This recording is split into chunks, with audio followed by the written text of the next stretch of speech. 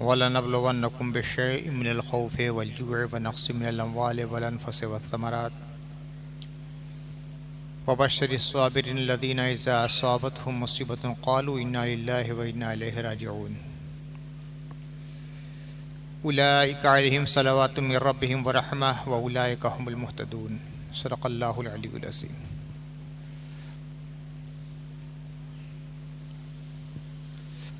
हज़रात, फ़िलहाल हिंदुस्तान के हालात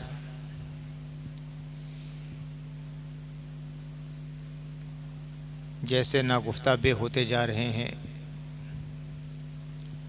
वो जितना हम जानते हैं उतना ही आप भी जानते हैं।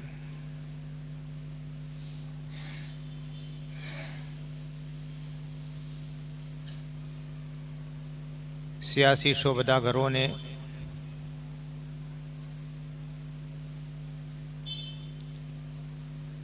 और मजहबी बाजीगरों ने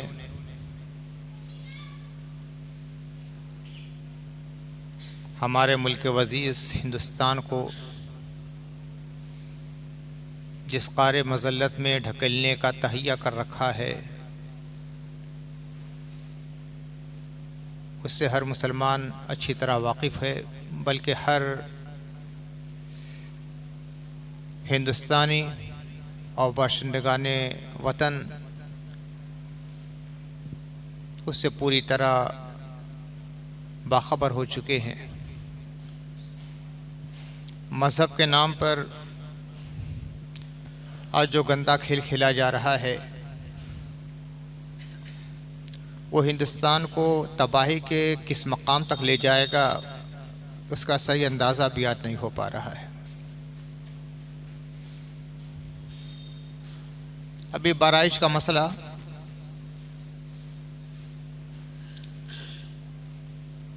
वहाँ के अरबाब सियासत और साहिबान अक्सरियत के जुल्म इस्तिबदाद की दास्तान दोहराता हुआ गुज़रा है।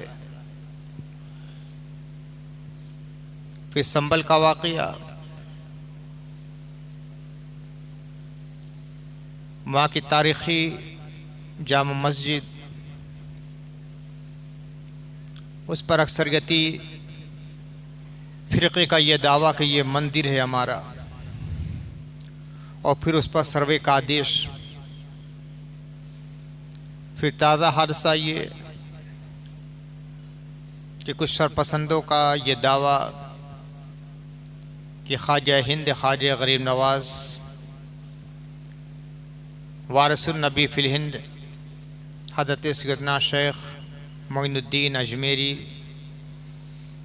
का जहाँ आस्ताना है, उस जगह के बारे में यह दावा कि यहाँ शिव मंदिर था। अफसोस ये कि अजमेर की अदालत ने इस रेट को कबूल भी कर लिया, कुछ पर सुनवाई होगी। ये सारे हादसात और इस तरह के वाक़यात एक हसास आदमी को हमेशा मुतफक्किर बनाए रखते हैं कि न जाने हिंदुस्तान का क्या होने वाला है।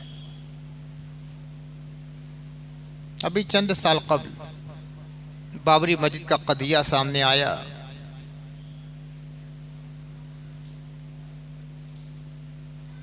अदालत आलिया का जो फैसला हुआ बाबरी मस्जिद के बारे में, खाही न खाही मुसलमानों ने इसे कबूल कर लिया।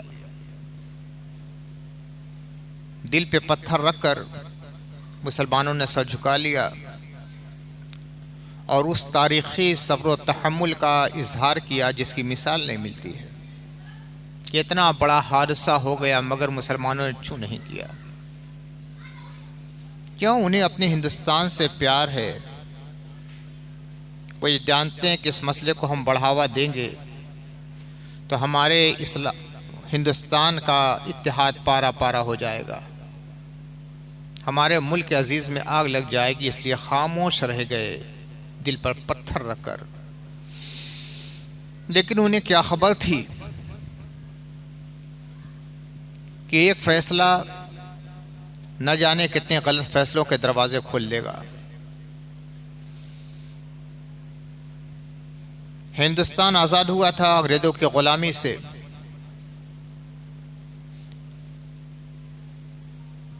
तो जो आईने हिंद बना, साफ साफ इस बात का फैसला ले लिया गया कि हिंदुस्तान की आज़ादी के वक्त जो तारीख़ी इमारतें, आसार क़दीमा, मजहबी इमारतें जिस पोजीशन में हैं उसी पोजीशन में रहेंगी। उसके बारे में ना कोई रिट दाखिल की जाएगी, ना कोई सुनवाई होगी। अगर किसी ने रिट दाखिल भी की, मुकदमा दायर करना चाहा, तो उसकी रिट खारिज कर दी जाएगी, अपील कबूल नहीं की जाएगी। जिन लोगों ने ये उसूल बनाया, यकीनन हिंदुस्तान के बड़े बहीखा थे और बहुत दूर तक उनकी निगाह थी कि जिन चीज़ों से फितने बर्पा हो सकते हैं उसका दहाना पहले ही से बंद कर दिया जाए। लेकिन अफसोस कि उस फितने के दरवाजे को फिर से खोल दिया गया। ज्ञान वाफी का जो मसला आया, ये मसला आना ही नहीं चाहिए था, इसलिए कि आज़ादी हिंदुस्तान के वक्त जो पोजीशन जिस चीज़ की थी, मजहबी इमारत की, जो मंदिर था मंदिर रहेगा, जो मस्जिद थी मस्जिद रहेगी, जो गुरुद्वारा था गुरुद्वारा रहेगा, जो चर्च था चर्च रहेगा, जैनी मंदिर था जैनी मंदिर रहेगा, यहूदी इबादतगाह थी यहूदी इबादतगाह रहेगी। ये फैसला हो चुका है। अब नई नई अपील दायर करना, यहाँ मंदिर था वहाँ मंदिर था, यहाँ हमारा बुत खाना था, इस दरगाह पर उस मस्जिद पर इस तरह की बातें करना बिल्कुल लायानी बातें हैं जो हिंदुस्तान के इत्तेहाद को पारा पारा करने वाली है। मुल्क का शिराजा इससे मुंतशिर हो जाएगा। होना ये चाहिए कि अगर कोई बदबातिन और शरपसंद, कोई फितना पर्दाज इस किस्म की कोई अपील कहीं भी किसी अदालत, किसी कोर्ट, किसी कचहरी में दायर करे, वहाँ के जज को फौरन ऐसी अपीलों को रद्द कर देना चाहिए कि जो फैसला हो चुका है तक़सीम हिंद के वक्त, उस फैसले के मुनाफी यह है, लिहाजा आपकी अपील नहीं सुनी जाएगी, सारे फितने के दरवाजे बंद हो जाए। लेकिन क्या कीजिएगा मजहबी जुनून का कि ये फैसला करने वाले और ये जज भी किसी ना किसी मजहब से ताल्लुक़ रखते हैं। लेकिन जब अदालत आलिया की कुर्सी पर बैठे हैं तो उनको भूल जाना चाहिए कि हम किस मजहब के हैं। उनको सिर्फ ये याद लेना चाहिए कि हमारे मुल्क का कानून क्या कहता है। अगर आस्था की बुनियाद पर, अकीदत की बुनियाद पर, मजहब की बुनियाद पर, रिलीजन की बुनियाद पर, धर्म की बुनियाद पर फैसले होते रहेंगे, हिंदुस्तान को टूटने से कोई बचा नहीं सकता है।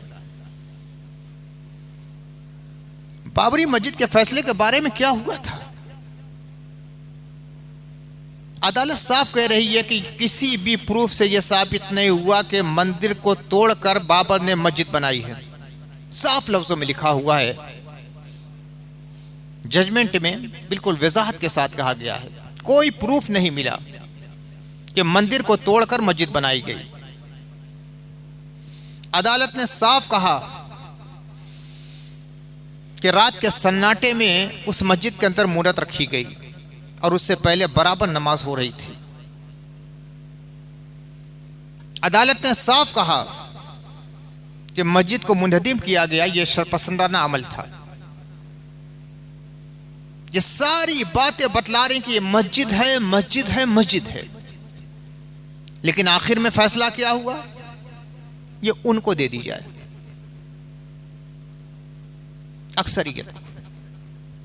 अक्सरियत की आस्था आस्था है, अक़लियत की आस्था आस्था नहीं है। इनकी कोई अक़ीदत नहीं है। मुल्क आस्था की बुनियाद पर कभी नहीं चलता है। जो जमहूरी मुल्क है, हाँ मजहबी मुल्क है, उसकी बात अलग है, वहाँ का कानून मजहबी है, जिस मजहब से भी ताल्लुक़ रखते हो। लेकिन जो जमहूरी मुल्क है, सेकुलर मुल्क है, वहाँ आस्था की बुनियाद पर मुल्क नहीं चलता है, कानून की बुनियाद पर चलता है। सदर जमहूरिया भी हलफ लेता है तो अपने मजहबी किताब को लेकर हलफ नहीं लेता। प्रधानमंत्री हलफ लेता है तो अपनी मजहबी किताब लेकर हलफ नहीं लेता है।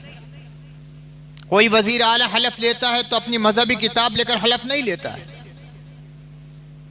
कोई एमएलए या एमपी भी अगर हलफ लेता है तो मजहबी किताब की बुनियाद पर नहीं, बल्कि जो आईने हिंद है उसकी बुनियाद पर हलफ लेता है। यानी इसकी पासदारी करना, इसकी हिफाजत करना, इसको तहफ़्फ़ुज़ फराहम करना, ये हमारा काम है और हमारी जिम्मेदारी है। उसी तरह कोई जज बनता है तो वो भी पाबंद होता है उसूल का। जो आईने हिंद है, हिंदुस्तान का उसूल और दस्तूर है, उसका पाबंद होता है। अपने मजहब का पाबंद नहीं को अदालत आलिया में अपने घर जाकर अपने मजहबी रसूम अदा करे, मगर अदालत में कदम रख दिया है तो वो अपने मजहब की बुनियाद पर फैसला नहीं करेगा, बल्कि हिंदुस्तान का जो कानून है उसकी बुनियाद पर फैसला करेगा। लेकिन बुरा हो इस जुनूनी ज़हनियत का कि अदालत पर भी आज मजहब मुसल्लत होता चला जा रहा है। संभल का मामला क्या हो रहा है? कई 100 साल से मुसलसल जहां नमाज अदा की जा रही है, संभल की तारीखी जामा मस्जिद, आज उसमें दावा कर दिया गया है कि यह हरी मंदिर है, उसको तोड़कर मस्जिद बनाई गई। इसका बिल्कुल आसान सा जवाब यह था कि देख लिया जाए कि आज़ादी हिंद के वक्त उसकी पोजीशन क्या थी। कानून यही कहता है, आज़ादी हिंद के वक्त पोजीशन क्या थी। सर्वे का आदेश क्यों दिया जा रहा है?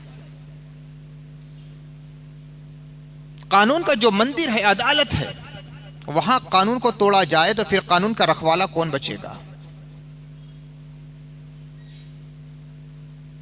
जिनकी सबसे बड़ी जिम्मेदारी है कि आईने हिंद की पासदारी करें, वही आईने हिंद को अपने पैरों से कुचल देंगे तो आईने हिंद को सर पर रखने वाला कौन होगा? आईने हिंद ये कहता है कि हिंदुस्तान की आज़ादी के वक्त संभल की जामा मस्जिद जिस पोजीशन में थी उसी पोजीशन में रखी जाए और उसके खिलाफ कोई भी बात ना सुनी जाए। फिर सर्वे का आदेश देना ये आईने हिंद को अपने पैरों से कुचलने के मुताबिक है। ये मामला चल ही रहा था, अब नया मसला क्या आ गया? हिंदुस्तान के वलियों के सरदार अल्लाह के नबी सल्लल्लाहु अलैहि वसल्लम ने हिंदुस्तान में जिसको इशाअत इस्लाम के लिए भेजा था, पूरे मुल्क हिंद में जिन्होंने मोहब्बत की, बादे बहारी चलाई, ईमान की खुशबू से पूरे हिंदुस्तान की फिजाओं को जिन्होंने मुअत्तर किया, ख्वाजा गरीब नवाज, ख्वाजा खाजगा वारिसुन नबी फिल हिंद, इमाम चिश्त हज़रत सैयदना मोइनुद्दीन अजमेरी के आस्थाने के बारे में अब ये नया दावा सामने आ गया कि यहाँ मंदिर था, उसके ऊपर इस आस्थाने की बुनियाद रखी गई। जिसने भी ये दावा किया और अपनी दरख्वास्त लेकर अदालत में गई, वो शख्सियत, अदालत का फर्ज था कि फौरन रिजेक्ट कर दिया जाए। ये अपील काबिल सुनवाई है ही नहीं, लेकिन अजमेर की अदालत ने इसे सुनवाई के लिए इजाजत दे दी। फैसला क्या होगा वो तो मुस्तकबिल की बात है, लेकिन उसका अंजाम क्या होने वाला है, हिंदुस्तान में कैसी आग लगेगी, इसका अंदाजा शायद लोगों को अभी नहीं है। पूरे हिंदुस्तान के मुसलमानों का मर्जा और मरकज़ अक़ीदत वो आस्ताना है। ये बुजुर्गों के आस्ताने वो हैं जहां से मोहब्बत का पैगाम मिलता है। जब भी ख्वाजा गरीब नवाज के आस्ताने पर मेरी हाजिरी हुई, बातनी एतबार से मैंने जो कह पाया वो तो अपनी बात है। मैं तो चिश्ती हूँ, गुलामों के गुलाम हूँ, लेकिन ज़ाहिरी एतबार से मैंने जो मुशाहदा किया तो इस नतीजे पर पहुंचा कि आज बुजुर्गों के आस्ताने नफरत की खाइयों को पाटते हैं, अब मोहब्बत के पुल तामीर करते हैं। कभी भी मुझे ऐसा नहीं मिला कि सिर्फ मुसलमान वहां रहे हों। जब जब मैं आस्ताने ख्वाजा गरीब नवाज पर गया, मुतादिद बार मेरी हाजिरी हुई। मुसलमान भी हैं, गैर मुस्लिम भी हैं, ईसाई भी हैं, हिंदू भी हैं, सिख भी हैं, वहां किसी को रोका नहीं जाता है। मुसलमानों के ये मरकज़ अकीदत हैं, मुसलमानों के वली हैं, मुसलमान बुजुर्ग हैं, लिहाजा दूसरे मजहब वाले ना आए। सब आ रहे हैं और अपनी वुसअत दिल के मुताबिक फैज़ भी पा रहे हैं। अगर एक गैर मुस्लिम आगे है, मुसलमान पीछे है, तो उस मुसलमान को आगे नहीं किया जाएगा, गैर मुस्लिम को पीछे नहीं किया जाएगा। उसी तसलसल के साथ और उसी तरतीब के साथ लोग हाजिरी देते हैं जिस तरतीब से लोग आते हैं। पगड़ी बांधे हुए सिख भी नजर आए मुझे, टीका लगाए हुए हिंदू भी नजर आए, हयत कज़ाई से कुछ सिख मालूम हो रहे थे वो भी मुझे नजर आए। सब अपने अपने अंदाज में ख्वाजा गरीब नवाज के राग अलाप रहे हैं, उनकी मिदत सराई कर रहे हैं। ऐसे मरकज़ी मोहब्बत के बारे में जब इस किस्म का गलत तासुर पेश किया जाएगा तो उसका अंजाम क्या होगा, पूरे मुल्क का मुस्तकबिल क्या बनने वाला है। यह सिर्फ मुसलमानों का मामला नहीं है, सिर्फ मस्जिदों और आस्थानों का मामला नहीं है, सिर्फ मदरसों का मामला नहीं है, यह पूरे मुल्क का मामला है। जब सबसे बड़ी अक़लियत के दिली जज्बात को कुचल दिया जाएगा पैरों से, तो क्या हिंदुस्तान के अंदर मोहब्बत का माहौल कभी पैदा हो सकता है? मजहबी जुनून के नाम पर कुछ लोग हिंदुस्तान को पारा पारा करना चाहते हैं। जो लोग ये सोचते हैं कि हम इसको हिंदू मुल्क बना लेंगे, वो पागल का ख्वाब देख रहे हैं, ये कभी नहीं हो सकता है। सब्र की भी एक इंतहा होती है और जुल्म की भी एक हद होती है। सब्र का जाम लबरेज हो जाता है तो इतनी जबरदस्त छलकता है कि रोके नहीं रुकता है। कब तक करते रहेंगे, कब तक जब्त करते रहेंगे? वो तो अच्छा है कि आज भी हिंदुस्तान के मुसलमान अपने उलमा की क़यादत पर पूरा भरोसा करते हैं और उलमा हर जगह सब्र और ज़ब्त की तालीम देते हैं, सब्र और बर्दाश्त की तालीम देते हैं और आवाम उसी के मुताबिक अमल किए हुए हैं। दूसरे मज़ाहिब के मजहबी कायदीन की तरह अगर शरपसंदाना बयान मुसलमान उलमा देने लगे तो न जाने हिंदुस्तान का क्या हो जाए। जैसे कि बराबर वीडियो हम लोग के सामने आते रहें कि फला ये बयान दे रहा है, फला ये बयान दे रहा है, फला ये बयान दे रहा है, और शर्म की बात यह है कि ये मजहबी कायदीन होते हैं। लेकिन आफरी हैं मुसलमानों के मजहबी कायदीन का कि हमेशा वो अपने मानने वाले और फॉलोवर्स को यही कहते हैं, सब्र करो, सब्र करो, ज़ब्त करो, अल्लाह से लौ लगाओ, मोहब्बत का जो पुल हमारे बुजुर्गों ने तामीर किया है उसको टूटने ना देना। बड़ी मुश्किल से हिंदुस्तान आज़ाद हुआ है और हिंदुस्तान को आज़ाद कराने के लिए सबसे ज़्यादा कुर्बानी मुसलमानों ने दी है। शायद कुछ ज़हनों में यह शुबा हो कि जब मुसलमान अक़लियत में तो सबसे ज़्यादा कुर्बानी क्यों हुई इनकी, जब बात समझ में नहीं आती। जो अक्सरियत में होगा कुर्बानी भी ज़्यादा उनकी होगी। उसका सबसे बड़ा सबब यह है कि जब मुसलमानों की हुकूमत थी उसी ज़माने में अंग्रेज़ों ने हिंदुस्तान में अपने कदम जमाना शुरू किया और मुसलमानों की हुकूमत ख़त्म हुई है और उनके तख्त हुकूमत पर अंग्रेज़ों ने अपना तख्त इस्तिबदाद बिछाया है। उनकी लाशों पर अपना सिंहासन रखा है। तो जिसकी हुकूमत जाएगी सबसे ज़्यादा मुदाफ़ियत के लिए वही तो उठेगा।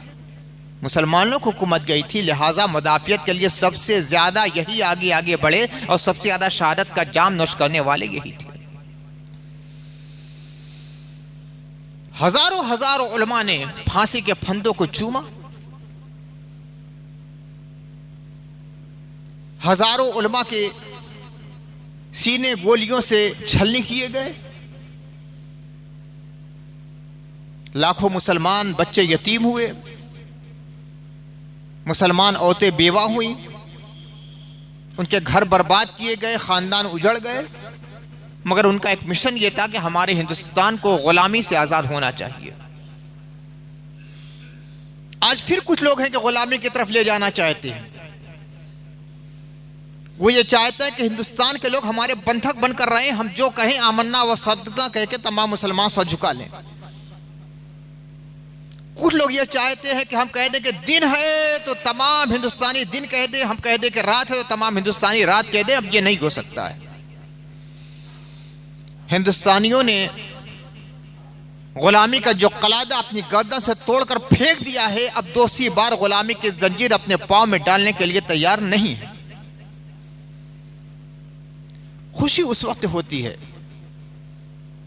जबकि अक्सरियत तबके के लोग इस तरह के जुल्म के खिलाफ आवाज उठाते हैं। संभल की जामा मस्जिद का मामला आया, उससे पहले ज्ञान वाफी का मसला, अब ख्वाजा गरीब नवाज के आस्थाने का मसला। मैं ये देख रहा हूं कि बहुत से गैर मुस्लिम और हिंदू दानिश्वर बहुत खुलकर बोल रहे हैं कि ये गलत हो रहा है, गलत हो रहा है, गलत हो रहा है। आईने हिंद को पामाल किया जा रहा है और हिंदुस्तान को हलाकत की तरफ ले जाने वाले ले जा रहे हैं। खुशी होती है कि आज भी हर मजहब में इंसाफ पसंद लोग जिंदा हैं। इसीलिए मैंने कहा कि ये सिर्फ मुसलमानों का मामला नहीं है, पूरे हिंदुस्तान की सालमियत का मसला है। अगर इसी तरह मस्जिदों पर कब्जा होता रहेगा, सर्वे के नाम पर उनकी हुर्मतों को पामाल किया जाता रहेगा, इत्तेजाज करने वालों को गोलियों से भूना जाता रहेगा। संभल में 5 लोग शहीद हो गए। इत्तेजाज करने का भी हमें हक नहीं, हमारी मस्जिदों को रौदा जाए, हम इत्तेजाज नहीं कर सकते।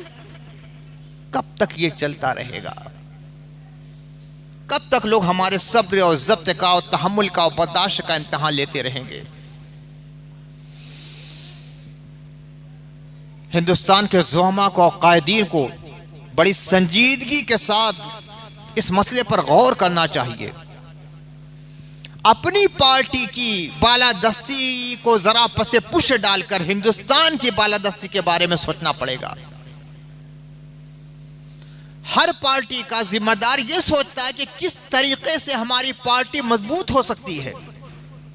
ये भूल जाते हैं कि कहीं ऐसा ना हो जाए कि कोई ऐसा तरीक़ा कार इख्तियार किया जाए कि उनकी पार्टी तो मजबूत हो जाए मगर हिंदुस्तान कमज़ोर हो जाए। जिस दिन हिंदुस्तान कमज़ोर हो जाएगा वो तमाम हिंदुस्तानियों के लिए बड़ा तकलीफदेह दिन होगा।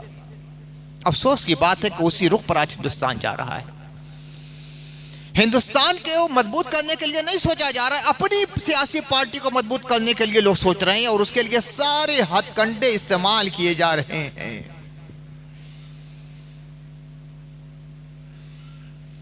इंतजामिया से पहले ही बहुत एतमाद उठ चुका था, अब अदलिया के बारे में भी हम लोग को सोचना पड़ रहा है। आज भी भरोसा है अदलिया पर।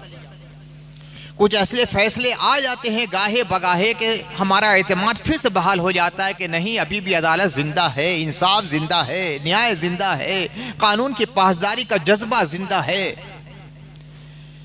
लेकिन अभी खुशी की चंद रमक पैदा होती है कि कोई ऐसा फैसला हमारे सामने आ जाता है कि सोचना पड़ रहा है कि क्या वाकई हमने जो अभी सोचा था वो सही है, या हमें अपने फैसले पर रज़ासानी करना पड़ेगा।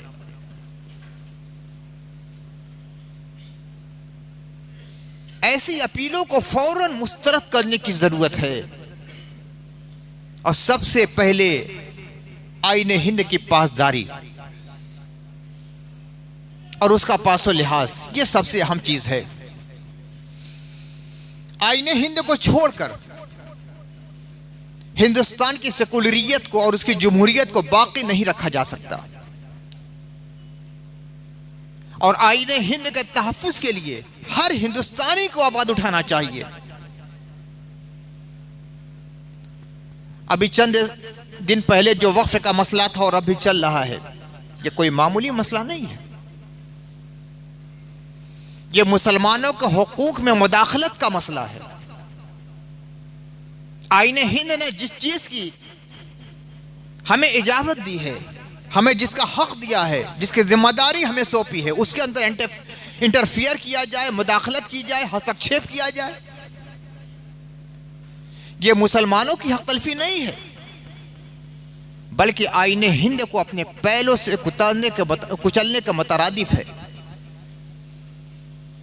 हिंदुस्तान की सालिमियत का सिर्फ बहाली का सिर्फ एक हल है कि सबसे पहले और सबसे ज्यादा तरजीह जिसको दी जाए वो आईने हिंद और दस्तूर हिंद है। बहुत सोच समझकर हिंदुस्तान का दस्तूर बनाया गया है।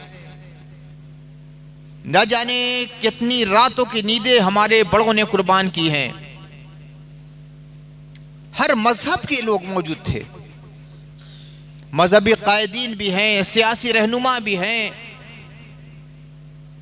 कानूनी बसीरत रखने वाले अफराद भी हैं। सब ने मिलजुल कर आईने हिंद बनाया और सबकी रियायत रखी। हर मजहब, हर मसलक के मानने वालों की रियायत, हर तहजीब की लिहाज, हिंदुस्तान के हर गोशे की रियायत।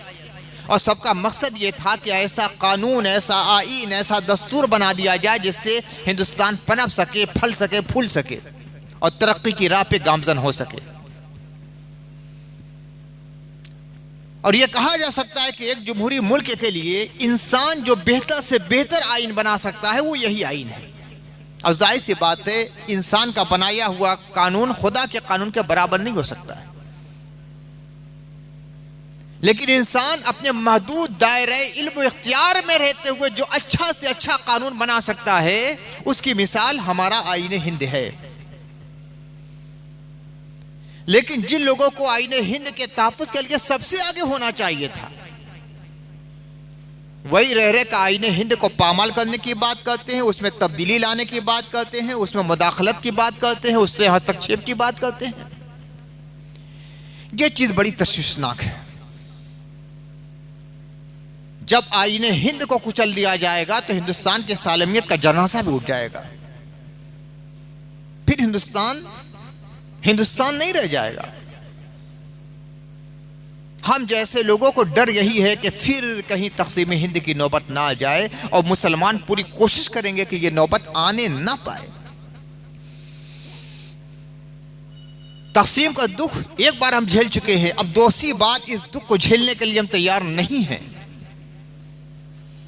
हर हिंदुस्तानी को, खा वो मुसलमान हो, खा हिंदू हो, खा ईसाई हो, खा जैनी हो, खा सिख हो, किसी भी मजहब से ताल्लुक रखता है, सबसे पहले यह सोचना चाहिए कि हम जो कर रहे हैं या जो कह रहे हैं, हिंदुस्तान की सालमियत पर मुस्बत असर पड़ रहा है कि मनफी असर पड़ रहा है। हमारे सियासी कायदीन को भी बहुत सोच समझ के जवाब देना चाहिए, और मजहबी रहनुमाओं को भी बहुत सोच समझ के जवाब देना चाहिए। और जो ज़राए नश्र इशात हैं, हमारा मीडिया है, उनका तो अहम तरीन फरीज़ा ही यही होता है कि सच्चाई को सामने लाएं। मगर आज मीडिया का जो हाल हो गया है वो सब तश्त-ए-बाम है। जितना हम जानते हैं उससे कहीं ज़्यादा आप जानते हैं। यहां तक कि गोदी मीडिया की इस्तिलाह तक से लाना पड़ा। ये गोदी मीडिया, ये इस्तिलाह ही बड़ी शर्मनाक है। हिंदुस्तान के ज़राए नश्र इशात के रुखसार पे एक तमाशा है। गोदी मीडिया क्या होता है भाई? इस मीडिया को कितने सतही अंदाज में पेश कर दिया गया है, और यह सहाफत अपने कितने सतही मियार तक आ चुकी है कि गोदी मीडिया का लफ्ज बोलना पड़ रहा है। यह तो आजाद होता है। सहाफत है आईना नुमाई का, मशादगी का नहीं। यानी सहाफत मेकअप नहीं करती, वो चेहरा दिखलाती है। मेकअप मैन का काम यह है कि चेहरे को इस तरह सजा सवार दिया जाए कि जितने ऐब हैं सब खूबसूरती में तब्दील हो जाए, जितने दाग धब्बे चेहरे के खत्म हो जाए। ये मेकअप मैन का काम होता है। और आईने का काम क्या होता है? सच्चाई दिखला देना। आप जब आईने के सामने खड़े होते हैं तो आपके चेहरे में कहाँ तिल है, कहाँ दाग है, कहाँ दबा हुआ है, कहाँ उभरा हुआ है, कहाँ काला है, कहाँ सफेद है, कहाँ झुर्रियां, सब मालूम हो जाती है ना। ये आईने का काम है। आईना कभी झूठ नहीं बोलता है, आईना सच बोलता है। आईने को चूर चूर कर दो, टुकड़ा भी बचेगा तो वो सच बोलेगा कि आपका चेहरा कैसा है। वो झूठ नहीं बोलेगा। सारे जख्म अपने सीने पे सह लेगा, वार सह लेगा, मगर झूठ नहीं बोलेगा। सहाफत आईना होती है। सहाफत मेकअप मैन नहीं होती है। चेहरे के दाग को छुपाना उसका काम नहीं है, गलत को सही और सही को गलत कहना उसका काम नहीं। आईना दिखलाना, जो हक है वो हक है, जो बातिल है वो बातिल है, जो सच है वो सच है, जो झूठ है वो झूठ है। ये काम है सहाफत का। सहाफत ईमानदारी की फसील पर खड़े होकर परचम लहराती है, तब सहाफत सहाफत है। लेकिन सहाफत किसी के गुलाम हो जाए, किसी का रखैल हो जाए तो वो सहाफत नहीं होती, वहां सहाफत का खून हो जाता है। आज मीडिया का यही आलम हो गया है, मीडिया गुलाम बन चुकी है, सहाफत रखैल हो चुकी है, फहाशगी के बाजार में इसने कदम रख दिया है। सहाफत को खरीदा नहीं जा सकता, सहाफत को पाबंद जंजीर नहीं किया जा सकता। हिंदुस्तान की आजादी में एक अहम रोल सहाफत ने भी अदा किया है। उस वक्त जो सहाफी थे, न जाने कितनी बार जेल में डाले गए, न जाने उनके पड़ोसों पर कितनी बार जो ताले चढ़े हैं, न जाने उनके दफ्तरों को कितना तोड़ा गया है। मौलाना अबुल कलाम आजाद उस वक्त हिंदुस्तान के अजीम सहाफी थे। अल बलाग और अल हिलाल उनकी आवाज के नश्या के लिए सबसे अहम जरिए थे। लेकिन कई बार ऐसा हुआ कि उनके दफ्तर पे ताले लगा दिए गए, उनके जेल के सलाखों के पीछे डाल दिया गया, इसलिए कि उनका कलम सच बोलता था। सहाफी का कलम बिकता नहीं है, और जिसका कलम बिक जाए वो सहाफी नहीं रहता है। लेकिन आज सहाफत बिक चुकी है। जो पेश किया जा रहा है वो है नहीं, जो है वो पेश नहीं किया जाता है। किस पे भरोसा किया जाए, किस में एतमाद किया जाए। कुछ सोशल मीडिया है जो हक़ाइक़ कुछ हमारे सामने रखती है, मगर सोशल मीडिया का भी बुरा हाल है। सहाफत का जो मेयार है वो खत्म हो चुका है। हर शख्स दूसरे को खुश करने के लिए सहाफत को नीलाम कर रहा है। हमारे ऊपर मुस्बत असर हो कि मनफी असर हो, सहाफी को यह कभी नहीं देखना होता है। जो हकीकत है उसको पेश करना सहाफत का सबसे बड़ा जिम्मेदाराना अमल होता है। बाहर कैफ हिंदुस्तान के हालात बहुत नागुफ्ता पे होते चले जा रहे हैं। बनारस से लेकर संभल तक, संभल से लेकर अजमेर तक शरपसंदी की एक चादर तान दी गई है। उसके असरात और नताइज क्या होने वाले हैं, हम जैसे फिक्र रखने वाले लोग बहुत परेशान हैं कि न जाने हिंदुस्तान का मुस्तकबिल क्या होगा। मगर जब गैर मुस्लिम मुबस्सरीन की तहरीरें पढ़ते हैं या उनके इंटरव्यूज सुनते हैं जो वाकई हिंदुस्तानी हैं, तो उम्मीद की कुछ किरण चमकती हुई नजर आती है कि नहीं, आज भी सच जिंदा है हिंदुस्तान में। काश हमारे सियासी मुबस्सिरीन को चश्मे बसीरत मिल जाए और वो अपनी पार्टी के बारे में जितना सोचते हैं उससे ज्यादा हिंदुस्तान के बारे में सोचने लगे। पार्टी बात की चीज है, उससे पहले हिंदुस्तान है। कोई कांग्रेसी है, कोई भाजपाई है, कोई बसपा का है, कोई सपा का है, किसी दूसरे दल का है, ये बात का है। ये सब हिंदुस्तान की पार्टियां हैं। हिंदुस्तान है तो ये पार्टियां हैं। सबसे पहले हिंदुस्तान के बारे में सोचना चाहिए। किस अमल के जरिया हिंदुस्तान मजबूत होगा, किस अमल के जरिया हिंदुस्तान कमजोर होगा। सैकड़ों मसाइल हिंदुस्तान के सामने खड़े हैं। कसाद बाजारी का मसला है, महंगाई का मसला है, कारोबार मुसलसल कमजोर होते जाते हैं, यह अहम मसला है। लेकिन सबसे बड़ा मसला यह है कि आज दिलों के अंदर नफरत के शोले भड़क रहे हैं। अंग्रेजों से पहले हिंदुस्तान में मुसलमान भी थे, हिंदू भी थे, ईसाई भी थे, सिख भी थे, सब थे। मगर मजहब के नाम पे कभी जंग नहीं होती थी। राजा राजा से लड़ते थे, कभी हिंदू और मुस्लिम राजा लड़ जाते थे, कभी हिंदू हिंदू लड़ते थे, कभी मुस्लिम मुस्लिम लड़ते थे। ये जो जंगें होती थी मजहब की बुनियाद पर नहीं होती थी, वो जमीनों के लिए जंगें होती थी।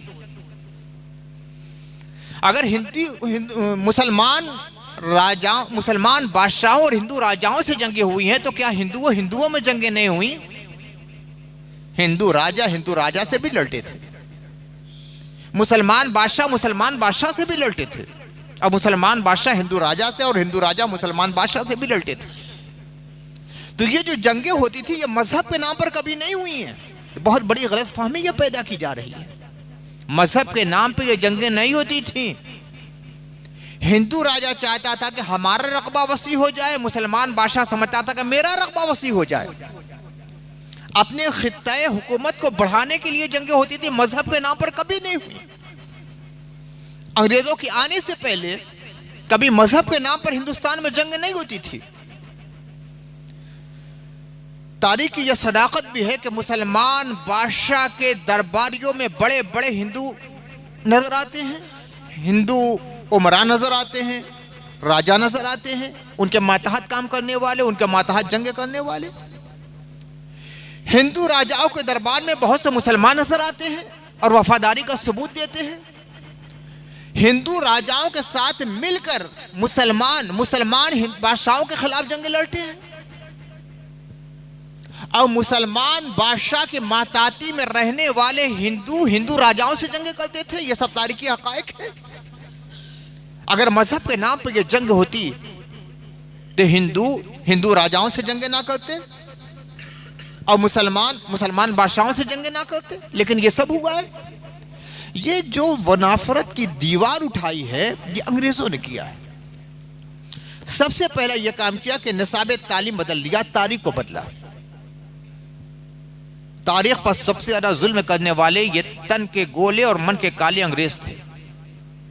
तारीख बदल दी, नई तारीख लिखी और उसमें साबित यह किया कि मुसलमान राजा बड़े दहशतगर्द थे, बड़े जालिम थे, बड़े जंगजू थे। मंदिरों को तोड़कर इन्होंने मस्जिदें बनाई हैं। ये अंग्रेजों का कारनामा था, जिनका सबसे अहम उसूल क्या था? डिवाइड एंड रूल, लड़ाओ और बांटो और हुकूमत करो। लड़ाओ हुकूमत करो, ये इनका उसूल था। कैसे लड़ाएंगे? हिंदू मुसलमानों को लड़ा दो। वो ये जानते थे कि जब तक हिंदू और मुसलमान हिंदुस्तान में एक रहेंगे हम कामयाब नहीं हो सकते। हिंदुओं और मुसलमानों को लड़ा दो। अब हिंदुओं के जहनों में एक जहर घोल दिया कि मुसलमानों बादशाहों ने बहुत जुल्म तुम्हारे ऊपर किया है, तुम्हारी मंदिरों को तोड़ा है, मंदिरों पर मस्जिदें बनाई हैं, हिंदुओं को कत्ल किया है और उसके लिए किताबें तैयार कर दी, आज जिनको सबूत के तौर पर पेश किया जाता है। जो हिंदुस्तान को लूटने के लिए आए थे, हिंदुस्तान के बखिया उधेड़ कर जिन्होंने रखे, हिंदुस्तानियों पे जुल्म कर दिया, जुल्म के सारे रिकॉर्ड तोड़ दिए, आज उनकी बातों को सबूत के तौर पर आप पेश कर रहे हैं। उन्होंने हिंदुस्तान की तारीख को बदल के रख दिया है। ये अंग्रेजों का सबसे काला कारनामा है, गोरे अंग्रेजों का काला कारनामा। तारीख बदल दी है और उसी तारीख की बुनियाद पर आज नई तारीख मुरतब की जा रही है, जिसको जाफरानी तारीख से ताबीर किया जा सकता है। और इसी लड़ाने की पॉलिसी को अपनाते हुए उन्होंने एक जमाने तक हिंदुस्तान पे हुकूमत भी की। लेकिन हिंदुस्तानी जब बेदार हुए कि नहीं, ये गैर मुल्क से आने वाले और हमारे हिंदुस्तान की दौलत को लूट कर अपने मुल्क ले जाने वाले ये हमारे दुश्मन हैं, और फिर बनारसी साड़ी की तरह हिंदू और मुसलमान जब ताना और बाना बन गए, एक साथ मिलकर इन अंग्रेजों के खिलाफ जंग आजादी लड़ी, कोशिशें की, काविशें की, एहतजाज किया, फांसी के फंदों को चूमा है, दारो रसन से गुजरे हैं, कैद खानों को आबाद किया है, तो फिर हिंदुस्तान आजाद हुआ है। हिंदुस्तान में आजादी की एक नई सुबह बेदार हुई है। दोनों की कुर्बानियां बराबर की शरीक है। जैसे हिंदुस्तान में आजादी के लिए मुसलमानों ने और गैर मुस्लिमों ने मिलकर शाना बशाना अंग्रेजों के खिलाफ जंग लड़ी है, आज हिंदुस्तान के दरो दीवार, हिंदुस्तान की मस्जिदें और मंदिर और गुरुद्वारे, हिंदुस्तान के आस्थाने, हिंदुस्तान के तालीमी मराकिज, हिंदुस्तान की तहजीबें, इस बात का मुतालबा करती हैं कि उस ज़माने की तरह इत्तेहाद का मंजर फिर बतलाना पड़ेगा और दिखलाना पड़ेगा कि हिंदू, मुस्लिम, सिख, ईसाई शाना बशाना होकर उन तमाम कुव्वतों के खिलाफ खड़े हो जाएं जो हिंदुस्तान के शिराजे को मुंतशिर करने के लिए दरपे हो चुकी हैं। जुल्म होता रहे, नफरत की चिंगारी भड़काती रहे। हमारा सबसे बड़ा जिम्मा है कि मोहब्बत का ऐसा मुजाहरा करें कि गैर मुस्लिम भी टूट टूट कर उनकी जमातों से हमारी तरफ आएं और जो आप हक की आवाज़ बुलंद करें आपके वो हम ज़बान हो जाए। जुल्म का जवाब जुल्म नहीं है, तशद्दुद का जवाब तशद्दुद नहीं है। रुमाल पर खून का दाग लग गया है तो उस खून के दाग को आप खून से नहीं धो सकते हैं, उसके लिए पानी चाहिए। खून के दाग को जो खून से धोना चाहेगा उस दाग को बहुत ज्यादा फैला देगा। आग लगी हो तो आग के जरिए आग को नहीं बुझाया जा सकता है। आग बुझाने के लिए पानी की जरूरत है। कोई आग लगाता रहे आपको पानी लेकर दौड़ना पड़ेगा, लेकिन अगर बेहिसी के साथ बैठे रहे तो आपके घर में आग लगेगी, आप रोक नहीं सकते हैं। अलमिया यह है कि मुसलमान बेहिस हो चुके हैं। उनके मदारिस, उनकी मसाजिद, उनकी मिली तंजीमें, उनके बुजुर्गों के आस्थाने सब निशाने पर हैं, मगर हम बेहिस हो चुके हैं। हम चादर ओढ़कर सोए हैं, गफलत की चादर, बेहिसी की चादर, जुमूद की चादर, ताअतुल की चादर। हमारे साथ क्या होने वाला है, हिंदुस्तान के साथ क्या होने वाला है, हमें एहसास नहीं हो रहा है। या चंद लम्हों के लिए जब आपस में गुफ्तगू करते हैं तो एहसास होता है, उसके असरात हमारी जिंदगी में नजर नहीं आते। आफरी सद आफरी है आपके जज्बात को कि आप जुल्म का जवाब जुल्म से नहीं देते और कभी नहीं देना चाहिए। आप भड़कती हुई आग के जवाब में आग नहीं भड़काते और कभी नहीं भड़काना चाहिए। ये मुल्क हमारा मुल्क है, आग लगेगी तो सबसे ज्यादा हमें तकलीफ होगी। इसको बचाना आपका एक जिम्मेदारियों में से अहम तरीन जिम्मेदारी है और फराइज में से अहम तरीन फरीजा भी है। लेकिन ये अफसोस की बात है कि आपके अंदर बेहिसी पैदा हो गई है। जो तड़प, जो दर्द, जो कसक दिलों में होना चाहिए वो मुझे नजर नहीं आ रहा है। एक तो मोहब्बत का माहौल पैदा करें, सही तारीख से लोगों को आगाह किया जाए। हिंदुस्तान की तारीख क्या है, मसाजिद की तारीख क्या है, मराकिज की तारीख क्या है, आस्थानों की तारीख क्या है। बज़नी के जो जाले तने हुए हैं दूसरों के ज़हनों पर, उन जालों को तोड़कर हटा दिया जाए, ये आपकी जिम्मेदारी है। और अपने अखलाक को इतना बुलंद कर दिया जाए कि आपके बुजुर्गों के बारे में जो गलत फहमियाँ लोगों के दिलों में है, आप देखकर वो गलत फहमियाँ ख़त्म हो जाएं कि इस ज़माने के मुसलमान जब इतने अच्छे हैं तो इससे पहले के तो और अच्छे रहे होंगे। उनके बारे में जो गलत बातें कही जाती हैं वो यकीनन गलत हैं, उसका कोई असर हमें नहीं लेना चाहिए। वो हिंदुस्तान की दोषी कौमें यह सोचने पर मजबूर हो जाए। मेरे अजीज़ों, मेरे बुजुर्गों, मेरे दोस्तों, बड़े नाजुक दौर में हम सांसें ले रहे हैं। अजीब दो रहा हमारे सामने है। एक तरफ बर्बादी का दो रहा है, एक तरफ तहफ़्फ़ुज़ का दो रहा है।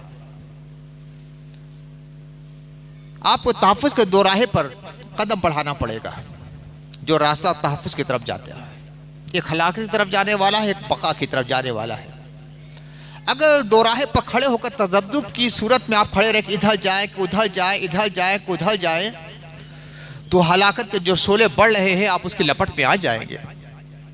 आपको तहफ़्फ़ुज़ की राह पे जाना है और अपने अमल के ज़रिया, अपने अखलाक के ज़रिया, अपने किरदार के ज़रिया, अपने बेहतरीन कैरेक्टर के ज़रिया अपने बरादराने वतन पर एक मुस्बत असर छोड़ना है। आज हमारे बरादराने वतन हिंदुस्तान में रहने वाली दूसरी कौमों के ज़हनों में हमारी जो गलत छवि आई है ना, उसमें एक मौसर किरदार हमारे किरदार ने अदा किया है। हमारा जो कैरेक्टर है, जो किरदार है, हमारे झूठ बोलने की आदत, हमारी वादा खिलाफी, हमारे बदनियती का मिजाज, हमारी ज़बान पे कंट्रोल ना करना, हमारी जहालत, इल्म से हमारी दूरी, ये सब चीज़ें जो हैं वो हमारे हिंदुस्तान के दूसरे अक़वाम के ज़हनों में हमारी एक गलत तशबीह पेश कर रही हैं। अपने मियार को आपको उठाना पड़ेगा, इल्मी एतबार से, अखलाकी एतबार से, किरदार के लिहाज से, अमली एतबार से, ज़बानी एतबार से, हर एतबार से एक आइडियल मुसलमान आपको बनना पड़ेगा।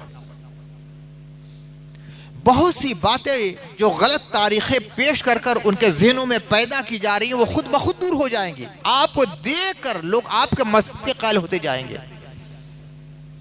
नबी सल्लल्लाहु अलैहि वसल्लम के सहाबा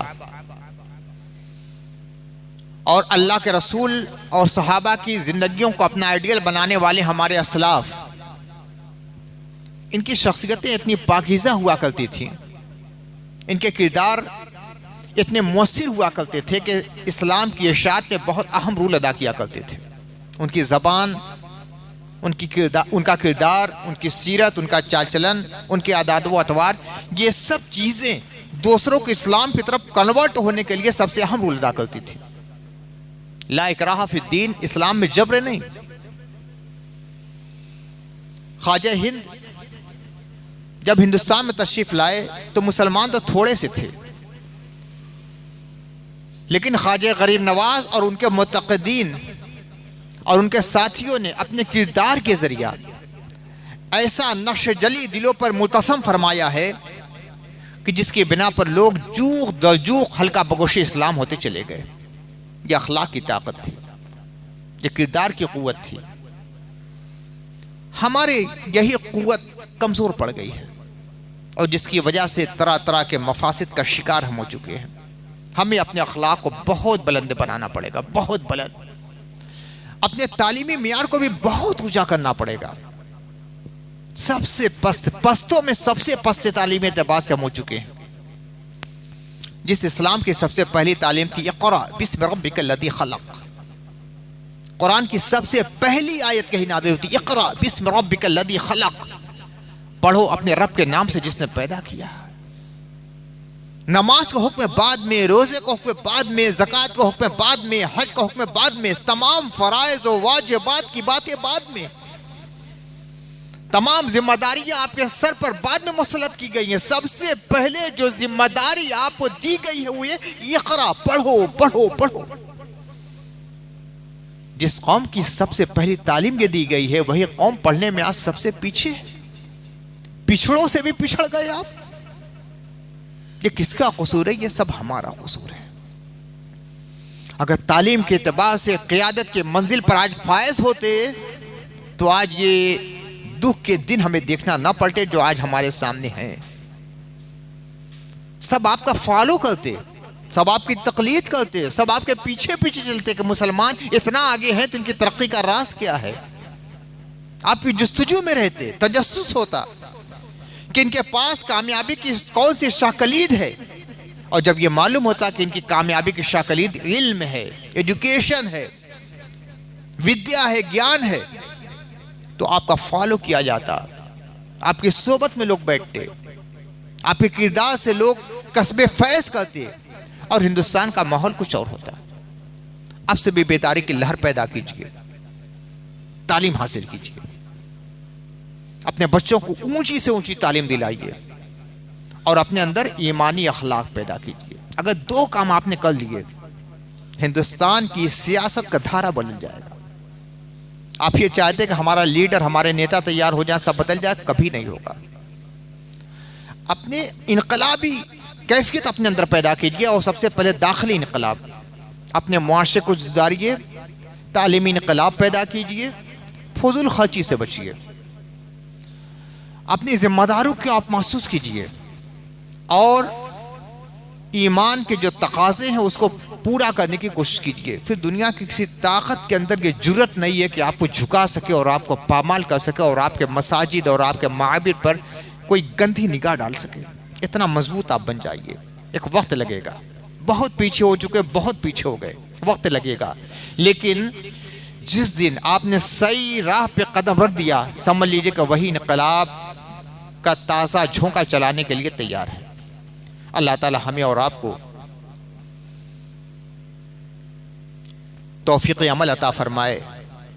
हमारे हिंदुस्तान को तहफ़्फ़ुज़ अता फ़रमाए, हमारे मुल्क की हिफाजत फ़रमाए, और जो शातिर जमातें, फितना पर्दास गिरोह हिंदुस्तान के सालमियत के ख़तरा बने हुए हैं, या अल्लाह उन्हें अक़्ल सलीम अता फ़रमा, और हम तमाम लोगों को ईमान के साथ, सलाह के साथ, तक़वा के साथ, परहेज़गारी के साथ अमल करने की तौफ़ीक़ अता फ़रमा। व आख़िर दावा अल्हम्दुलिल्लाहि रब्बिल आलमीन।